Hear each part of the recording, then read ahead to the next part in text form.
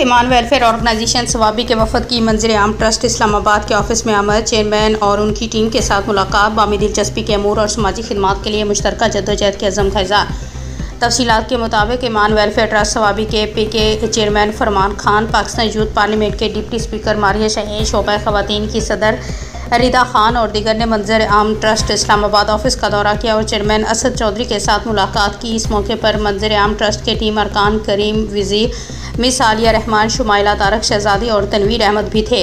इस मौके पर Bharatpur press club rural areas Islamabad के सेक्रेटरी मोहम्मद अदरीस अब्बासी, नायब सदर चौधरी अली रज़ा संधू भी मौजूद थे। दोनों फलाई तंजीमों के वफूद की बामी मुलाकात में बामी दिलचस्पी के अमूर के अलावा समाजी और फलाई खिदमात के हवाले से मुश्तरका लायामल अपनाने और दीगर फलाई तनसीबात को साथ लेकर चलने के अज़म का आदा भी किया गया। फरमान खान ने कहा कि अगर फलाई अदारे मुश्तरका सोच और फ़िक्र अपना कर मुतअद्दा तौर पर आगे बढ़े तो मुआशरे के दुखों का मदावा मुमकिन है।